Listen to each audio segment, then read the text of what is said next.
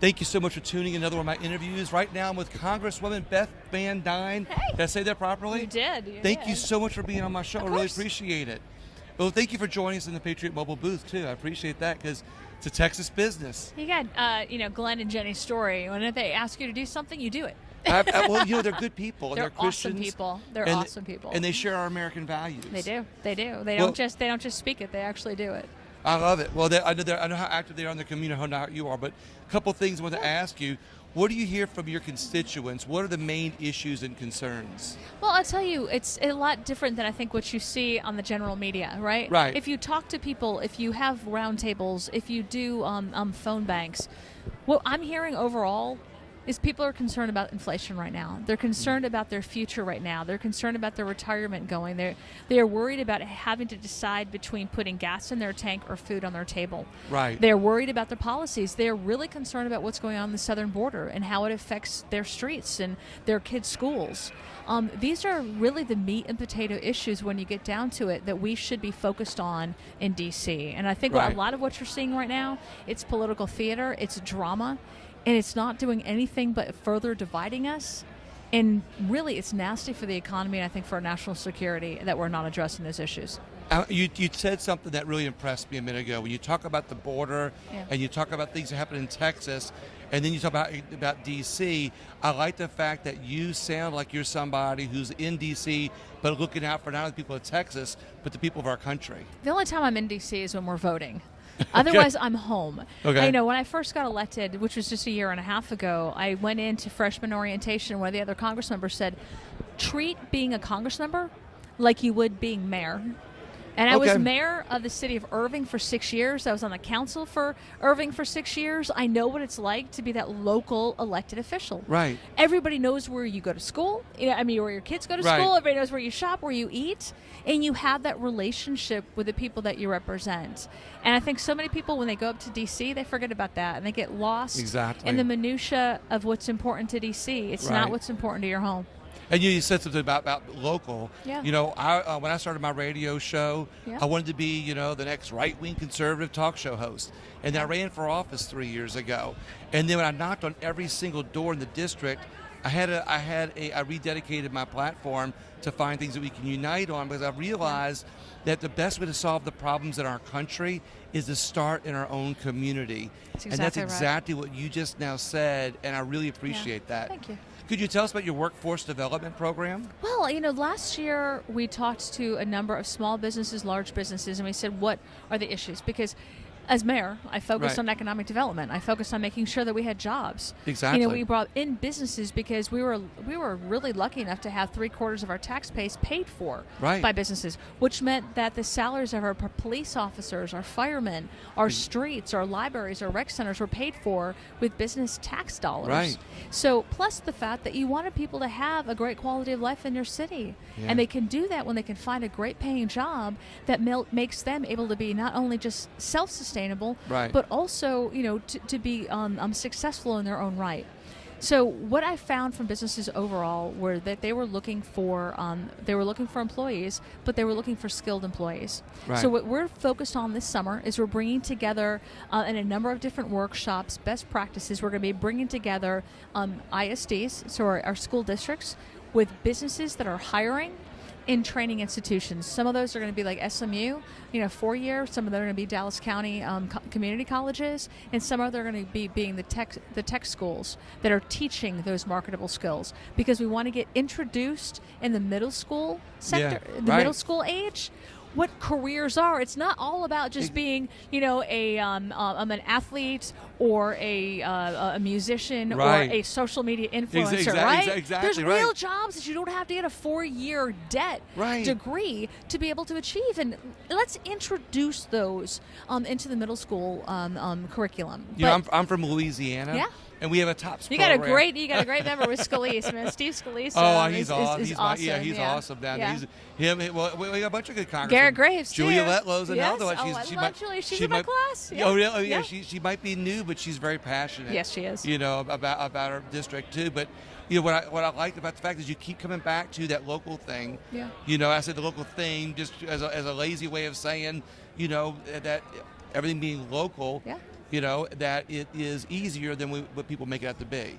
But we have a TOPS program in Louisiana, and our TOPS program, everybody's always pushing kids to go get TOPS and go become a doctor, a lawyer, an engineer, and they forget about the regular workforce jobs like that, and how some of those jobs pay a lot more money with a lot less debt, and are actually more important for our community than most people realize. We've got an automotive training center that's in Irving, and they do that type of training. Right. And they said the best people to talk to is their graduates who've graduated their program 2 years prior and are making $90,000, $100,000 a year. Exactly. There will always be a need for those kind of workers. Right. And then once you get a number of clients under you, another customers, then you can actually start hiring people, and then before you know it, you've got a small business that can grow into a larger business. And those guys are investing money in the community with bigger things. Right. It's really important. So before I ask you the next question, where exactly is your district? District is in North Texas. Yeah. And includes about 65% is in Tarrant County, about 35% is in Dallas County. Okay. And if you've flown into DFW Airport, you've flown in the middle of the district. I love it. Well, I flew right in there. There you the go. other day. There you go. So what have you seen at the border? So obviously, even though you're in Dallas, this is my lead-in on this. Even though you're in Dallas, but the border out here is very important to you. What are you seeing at the border, or how often are you going down there? We live in Texas, right? I mean, we are seeing it every day in our streets. We're seeing it every day in our schools. When I was mayor of the city of Irving, we had a great partnership with Customs and Border Patrol, but with Immigrations and Customs Enforcement. So we had a partnership with ICE that if we in our city arrested someone who could not prove that they were here legally, we detained them. ICE came and interviewed them, and if they were deemed to be here illegally, they were deported. Right. We were called every racist name in the book, as you can imagine, by folks like the New York Times. Mm-hmm. But the fact is, what it did was by taking out the criminal element from your city, we became the fifth safest city in the country. That's what happens when you focus on actually convicting criminals and on deporting criminal immigrants. What we have found in the last year and a half is the Biden administration has completely ignored everything at the border, is opening up the borders, doing what they said they were going to do. Yeah. Every single tool in the toolbox that the Trump administration helped create, whether or not that was Title 42 or the Remain in Mexico policy or the first safest country, all of those policies they have systemically ripped apart. Right. And those that they have lost in court, they are now challenging in court, and they are not enforcing. Right. And what we've seen is last year alone, over 2 million illegals come over our border. We saw 11,000 pounds of fentanyl come over the border. One of the reasons why it is now the number one killer of people Americans between 18 and 45, number one. 11,000 pounds of fentanyl, enough to kill every man, woman, and child in the country 4 or 5 times over. And we continue to open up the border. And it is crushing the spirits of the Customs and Border Protection folks that are down there.